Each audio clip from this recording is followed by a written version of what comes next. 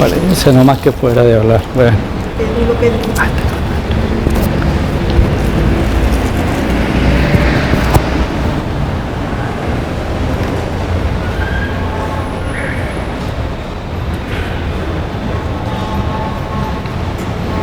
Buenos días, bienvenidos a Agencia Andes de Noticias. Mi nombre es Fernando Mayorga y soy guía del Museo Municipal de Guayaquil.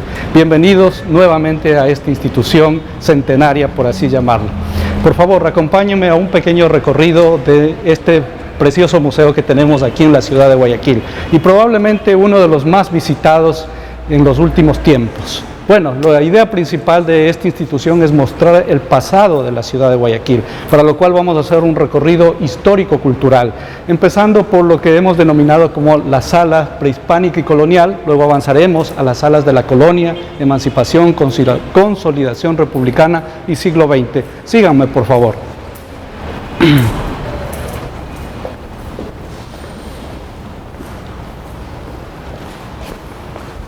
Para dar la bienvenida a todos los visitantes, nos encontramos en la antesala de lo que sería el recorrido de las culturas prehispánicas que estuvieron involucradas de manera directa con la ciudad de Guayaquil. Si bien aquí lo que vamos a encontrar es una muestra arqueológica, hay que aclarar que no están todas las culturas del litoral ecuatoriano, solamente aquellas que tienen un nexo directo con nuestra ciudad. Y efectivamente, probablemente la cultura más emblemática o más identificada con Guayaquil es la manteño-huancabil, y del cual tenemos estos tres íconos, estos tres monolitos que identifican claramente la maestría del tallado o el esculpido en piedra en grandes dimensiones. La famosa piedra de los sacrificios del lagarto encontrada en la isla Puná, una réplica de San Viritute que en la actualidad el original se encuentra en la población de Zacachún, en la provincia de Santa Elena, y la mujer de Juntas. Para empezar el recorrido, siempre es necesario recordar o tratar de hacer una memoria sobre lo interesante que es nuestro pasado, ese gran pasado del cual poco conocemos. Si bien podemos decir tenemos 200 años aproximadamente de historia republicana, pero recordemos que mucho antes de la llegada incluso de los conquistadores españoles, ya aquí encontrábamos una gran diversidad cultural, una diversidad cultural milenaria, por así decirlo. Se presume que llegaron hacia aproximadamente 12.000 años antes de Cristo, allá por el final del Pleistoceno, cuando la fauna estaba empezando a cambiar en nuestro territorio. Estos son los vestigios de los antiguos, llamémosle mastodontes, ¿no? Son fósiles encontrados en la península de Santa Elena. Otra de las culturas muy estudiada y de hecho también muy admirada es la cultura Valdivia, y también tiene nexos con nuestro territorio. Probablemente muchos habrán escuchado las famosas Venus de Valdivia, aunque el término ahora ya tiende a ser un poco obsoleto, preferimos llamarlas figurinas de Valdivia, que también han sido identificadas como los otros emblemas con ritos o símbolos de fertilidad. Aquí tenemos una pequeña colección de, llamémosle, piezas cerámicas que representan la diversidad y la variedad de formas asociadas con las Venus, como las llamaban antiguamente, las figurinas de Valdivia, como preferimos llamarlas ahora. Hacia el lado de acá, la propuesta es revisar nuestro pasado a través de la tradicional división de la prehistoria, ¿no? Que nos habla, de la prehistoria, ahora se suele llamar más bien de la fase prehispánica, en la cual pues los arqueólogos, ¿no? En algún momento definieron tres periodos principales, sin mencionar el periodo precerámico, ¿no? Hablamos de formativo, desarrollo regional e integración. En esta zona tenemos una muestra de desarrollo regional, incluso de las culturas machalilla, chorrera, que pertenecen al formativo, donde se destaca la maestría cerámica. Y vemos que ha habido una evolución en el manejo del material. La cerámica, que ha servido tanto para producir objetos de arte utilitarios como de arte de carácter ritual y simbólico. En un principio vemos que las formas tratan de asemejarse o imitar el entorno, ¿no? La naturaleza, la flora, la fauna que le rodeaba, con cierto realismo. Es así que si de pronto encontramos algo que se asemeja a la fauna, pues trata de ser muy igual al modelo original como lo encontramos, ¿no? Pero la mentalidad empieza a cambiar, la forma de pensamiento empieza a evolucionar hacia lo místico, lo mítico, y esto se ve reflejado también en el arte, llamémosle así, de carácter ritual, donde vemos figuras fantásticas, formas que ni más ni menos pudieron haber sido traídas de elementos mitológicos y en algún momento gran parte de la creatividad de los artesanos, ¿no? También encontramos, por ejemplo, aquí en esta vitrina, los famosos sellos de la cultura jamacoaque, que si bien muy poco conocemos de ellos, probablemente, ¿no?, se presume que debieron haber sido parte de una antigua forma de escritura o tal vez simplemente utilizados para embellecer el cuerpo humano con tatuajes, ¿no? Avancemos, por favor, hacia la sala del periodo de integración. Aquí únicamente recogemos dos culturas que estaban ligadas directamente con Guayaquil. Aquella que se sentó en la gran cuenca del Guayas, ¿no?, la cultura Milagro Quevedo, y luego tenemos la cultura Manteño-Huancavilca hacia el oeste en el litoral ecuatoriano. Las dos culturas son aquellas que encontraron aquí los primeros visitantes, conquistadores españoles cuando llegaron. Diversidad de pueblos con diversidad de pensamiento, y en algún momento vemos que también han evolucionado en la manera como iban trabajando los diferentes materiales y se vuelven algunos, como la Milagro Quevedo, en maestros en trabajar los metales como el oro, el bronce, la plata. También destacamos nuevamente aquí otro de los íconos de la cultura huancavilca, ¿no?, las famosas sillas en forma de U. Son símbolos de poder, ¿no?, asociado con, llamémosle así, tanto el poder civil, el poder religioso. Aquí tenemos uno de los tres tótems que se encontraron en el Cerro Las Negras, allá por el año de 1936, por el arqueólogo Ceballos, y dos de ellos se encuentran aquí en el Museo Municipal.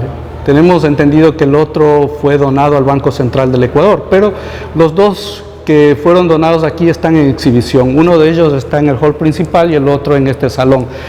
Son los únicos que se han encontrado en América del Sur asociados con, llamémosle así, la forma, el tallado, la madera, un tótem asociado con la fertilidad, por así decirlo. Probablemente tienen alrededor de 600 años de antigüedad.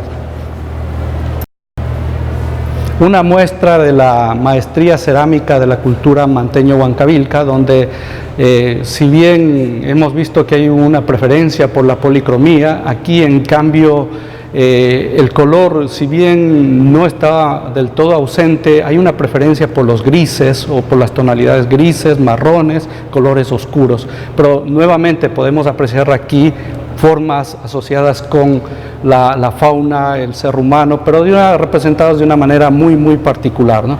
Vasijas, en otras palabras, antropomorfas y zoomorfas. En este momento en la historia, alrededor del siglo XVI, se da un periodo de transición con la llegada de los conquistadores españoles y el asentamiento de las primeras ciudades importantes en nuestro territorio. Entre ellas podemos hablar de Santiago de Guayaquil, San Francisco de Quito, entre otras. Pero tratar de definir cuándo con exactitud fue fundada nuestra ciudad ha sido una tarea muy difícil. De hecho, pues hasta el momento reconocemos varias hipótesis que mencionan que más bien no hubo una fundación aquí en la región donde tenemos, sino que hubo un traslado o un proceso fundacional hasta que hacia el año de 1537, y se le atribuye a Francisco de Orellana, la ciudad definitivamente queda asentada al pie o a las faldas del Cerro Santa Ana y el Carmen. Y esta maqueta recoge ya alrededor de 100 años después de que la ciudad queda definitivamente establecida en la zona conocida como La Culata en algún momento de la historia. ¿Qué es lo que representa esta maqueta? Pues un momento en la historia, así debió haber sido la ciudad cuando en el año de 1687 tuvo que enfrentar uno de los problemas que asolaron la ciudad en aquel entonces, la invasión pirática de una coalición internacional de franceses y holandeses, ¿no?, liderada por los capitanes Gourniet, Picard y Hewitt. En 1687 la ciudad fue asolada, quemada, por así decirlo, y saqueada por estos piratas que hemos mencionado. Y esta fue la pequeña ciudad que, si bien, como mencionábamos, estamos hablando de una ciudad pequeña, pero también debió haber sido muy próspera para haber sido codiciada por los piratas que llegaron acá en 5 ocasiones, por así mencionar, ¿no? Se registran 5 invasiones piráticas en la historia colonial de nuestra ciudad. 1687 fue un año clave para la ciudad, debido al desastre que representó para la ciudad el ataque de estos piratas.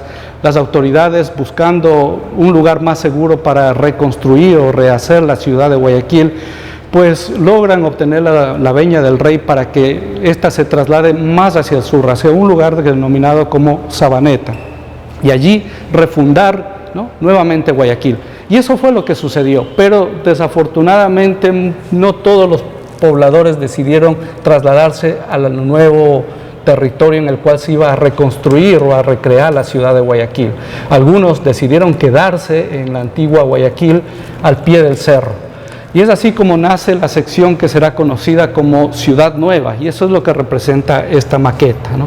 Ciudad Nueva, para que podamos entender y ubicarnos en el tiempo, estaría ubicada precisamente en los alrededores donde está el Museo Municipal de Guayaquil.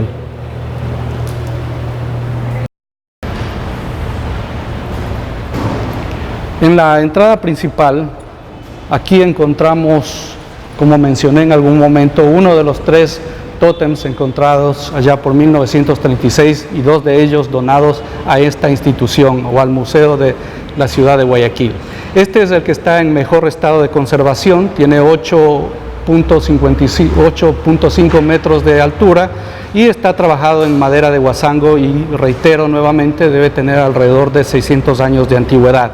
Tiene en relieve tallado 32 figuras entre humanas, 32 figuras humanas entre femeninas y masculinas, y 2 lagartos en la cúspide, uno que asciende y otro que desciende, también lógicamente relacionados con algún culto a la fertilidad. Avanzamos por acá, por favor, con el recorrido histórico. Bueno, aquí continuamos el recorrido por el Guayaquil colonial, ¿no? Básicamente lo que queremos destacar aquí son llamémoslo así, los hechos relacionados con la producción, el comercio, los astilleros, piratas y naufragios, censos, incendios y pestes, y la arquitectura y la obra pública de Guayaquil, ¿no?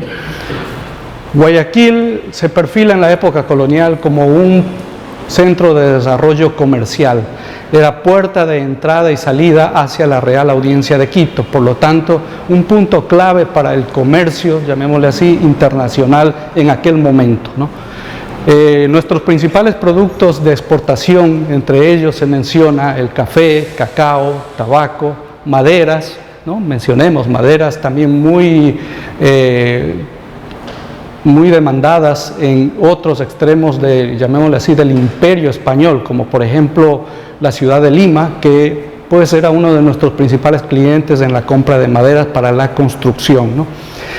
También aquí se estableció el Real Astillero del Mar del Sur, ¿no? Es decir, en otras palabras, aquí de manera oficial se construían los mejores y los más grandes galeones que surcarían el Mar del Sur, en otras palabras, lo que ahora conocemos como el Océano Pacífico. Debido a la abundancia, nuevamente como mencioné, de maderas aptas para este trabajo, y también la cantidad y también llamémosle así, la mano de obra barata que se encontraba aquí en la ciudad de Guayaquil, ¿no? Y a esto también están asociadas las historias de los grandes naufragios, ¿no? Los galeones que en algún momento partían hacia España cargados de todos esos tesoros que eran obtenidos aquí en las colonias y iban hacia las arcas del rey allá en España. Si en algún momento estos galeones no eran atacados por piratas, en algún momento tuvieron que enfrentar las fuerzas de la naturaleza y pues desafortunadamente en algunos casos los naufragios fueron un hecho. Es así que de los rescates de naufragios que todavía se siguen encontrando, ¿no?, podemos encontrar grandes tesoros, y entre ellos pues las cargas que venían e iban, ¿no?, de los principales polos, llevando pues toda aquella riqueza en oro y plata. Para una muestra, pues las famosas macuquinas y los pesos de la época colonial, elaborados en plata. Desafortunadamente, al ser un lugar, una ciudad próspera económicamente, también fue, o mejor dicho, también fue objeto de llamar la atención de aquellos que pues se dedicaban a la piratería. En algún momento de la historia, el Imperio Español se encuentra con dos formidables enemigos, por así decirlo, potencias que estaban surgiendo, Francia e Inglaterra. Inglaterra, por ejemplo, armaría corsarios que vendrían a saquear las ciudades, los puertos principales y, ¿por qué no?, también a atacar aquellos galeones que iban cargados de tesoros hacia Europa, ¿no? Aquí destacamos aquellos que de manera directa o indirecta tuvieron que ver con la historia de Guayaquil en las 5 invasiones piráticas más destacadas que hemos registrado en la historia, ¿no? Por ejemplo, se mencionan a Thomas Cavendish, William Dampier y George Anson, entre otros. Si bien se puede decir que pertenecimos a la Real Audiencia de Quito, este territorio, la provincia de Guayaquil, tenía la denominación de corregimiento, una extensión mayor a lo que es en la actualidad la provincia del Guayas, porque integraba lo que es ahora las provincias de Santa Elena, parte de Los Ríos, El Oro, Manabí, hacia el norte, y llamémosle así que todo ese territorio era el corregimiento de Guayaquil, que debido pues la necesidad de un resguardo presente y constante de militares para defenderla en contra de los ataques piratas, las autoridades deciden allá recién por 1763 ascender el corregimiento a la categoría de gobierno militar. De 1763 hasta, llamémosle así, la época de la independencia, Guayaquil era un gobierno militar. Esto significaba que el gobernador era una persona formada en las armas, por así decirlo. Y esta es la galería de llamémosle así, los más destacados gobernadores que tuvo Guayaquil en aquella época. El primero de ellos, Antonio de Zelaya, y llegado hasta el último que tuvo que afrontar el levantamiento, o llamémosle así, la independencia de 1820, el 9 de octubre, el gobernador José Pascual de Vivero. La cultura, las artes, las ciencias tienen sus dignos representantes en la época colonial. Si bien los hombres de letra más destacados, todos ellos venían de formación religiosa, especialmente de los jesuitas, también hay que destacar a aquellos que, como Pedro Franco Dávila, contribuyeron a las ciencias naturales en aquel momento. Un guayaquileño destacado, Pedro Franco Dávila, es reconocido mundialmente por ser el fundador del Gabinete Real allá en Madrid, ¿no?, de Ciencias Naturales, que sería el antecedente para lo que ahora conocemos como el famoso Museo del Prado y también el Museo de Ciencias Naturales de Madrid, ¿no? Entre otros, pues destacan Jacinto Morán de Butrón, ¿no?, Jacinto de Evia, literatos, religiosos, también poetas, Juan Bautista Aguirre, la cumbre de las letras coloniales, tanto como teólogo, religioso y, ¿por qué no?, también como hombre de ciencias y, sobre todo, reconocido como el más grande poeta del periodo colonial. Hacia finales del siglo XVIII y inicios del siglo XIX, a nivel mundial se dan vientos de cambio en cuanto a las formas de gobierno. Tenemos como antecedente pues la Revolución Francesa, la independencia de Estados Unidos, que al mismo tiempo pues son ejemplos puestos para que acá en América también la gente, las instituciones y el pueblo en general estén a favor de un cambio de gobierno. Guayaquil no es la excepción, ¿no? Ya vemos que aparecen eventualmente las figuras de Simón Bolívar, José de San Martín, pero sin embargo Guayaquil no decidió esperar a esas dos formidables personalidades y en 1820, un 9 de octubre, declara su independencia. Esta es una copia facsimilar del acta de independencia del 9 de octubre de 1820 y alrededor tenemos la galería de los próceres destacados de la independencia. Entre ellos, pues la figura principal reconocida por la formación del primer gobierno de Guayaquil independiente, el señor José Joaquín de Olmedo, la contribución también de notables guayaquileños y otras figuras también que participaron de manera muy decidida en lo que sería llevar ya a la práctica el hecho de la independencia. Hacia este lado vamos a encontrar unas reliquias de personajes asociados con la independencia, como José Joaquín de Olmedo, Luis de Urdaneta y León Febres Cordero, armas de la época de la independencia, también una recolección acá de imágenes de la época, ¿no? Mitad del siglo XIX, o llamémosle así, también pocos años alrededor de dada la independencia de Guayaquil, ¿no? Algunos bienes que pertenecieron al mariscal Antonio José de Sucre y unas pinturas inspiradas en aquellas que realizaría Ernest Charton, un viajero francés que haría una de las más interesantes y pintorescas imágenes de Guayaquil de mediados del siglo XIX, ¿no? ¿Por qué están aquí? Bueno, pues básicamente porque recogen de una manera muy realista el hecho de la geografía, la urbe, las costumbres del Guayaquil de mediados del siglo XIX, ¿no? Empezando desde, por ejemplo, esta que representa Guayaquil a la orilla del río, ¿no? Las balsas, las grandes balsas que eran también habitadas. Al fondo del paisaje vemos pues el tradicional o muy reconocido Cerro de Santa Ana, el antiguo estero de Villamar, ¿no? Que en la actualidad sería la calle Loja y en algún momento era el límite sur de la antigua ciudad de Guayaquil, ¿no?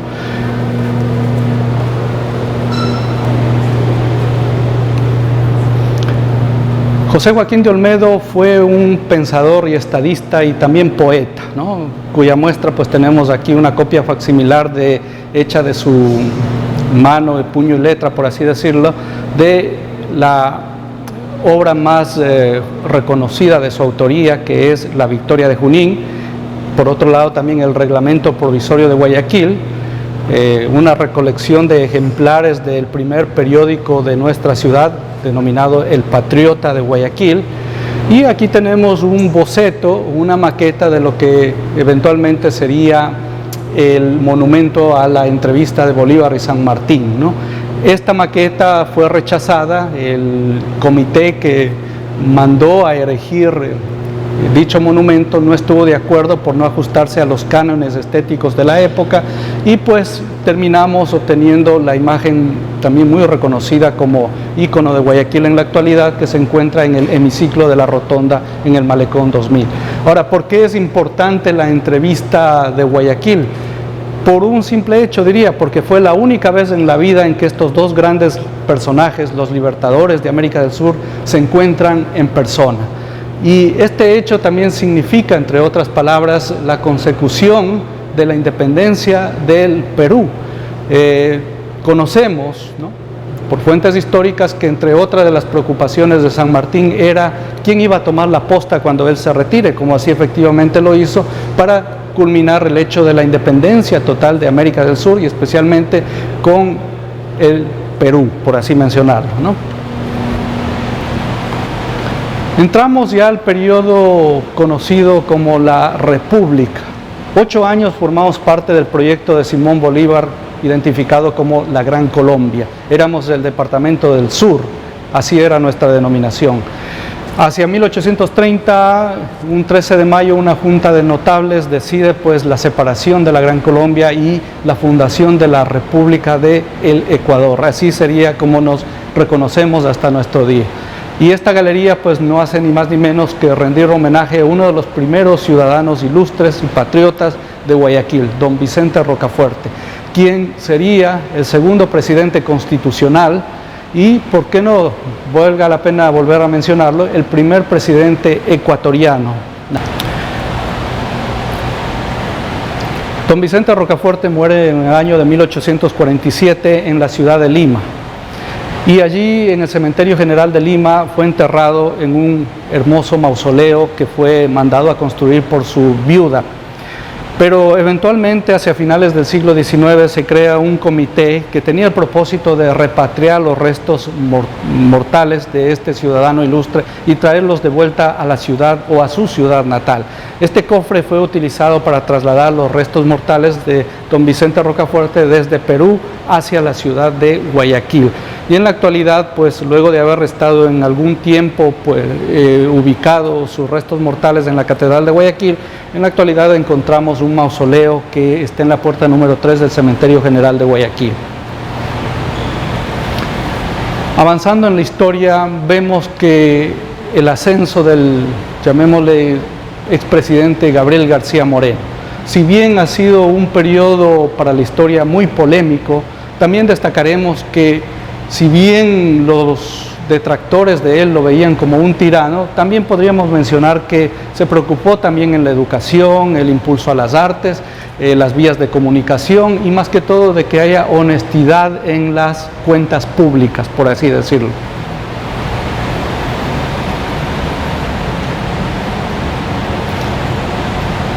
Aquí, avanzando en nuestro recorrido cronológico, vamos a ver que el siglo XIX y ya inicios del XX representan un cambio ideológico político en nuestra realidad como república. Es así que uno de los personajes destacados de este cambio, quien llevaría adelante la famosa Revolución Liberal allá por 1895 con un triunfo, es el general Eloy Alfaro, del cual tenemos algunos recuerdos, algunas de sus pertenencias, alguna memorabilia asociada con el periodo de la Revolución Liberal. Guayaquil es muy importante para la Revolución Liberal porque fue el bastión de lucha principal para don Eloy Alfaro. Aquí encontraría gran apoyo y aquí organizaría todos sus movimientos y, en otras palabras, mucha de su estrategia política que la llevaría al triunfo en la Revolución Liberal surge también con el apoyo de Guayaquil como tal. Él fue quien terminó la construcción de una de las, llamémosle así, obras llamémosle así, monumentales en cuanto a tratar de unir nuestro país, integrar, que sería la construcción del ferrocarril.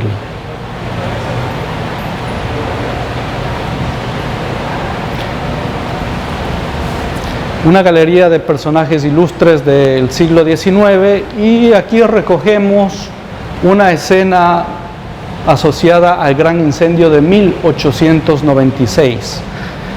En la historia colonial de Guayaquil encontramos que han habido muchos incendios.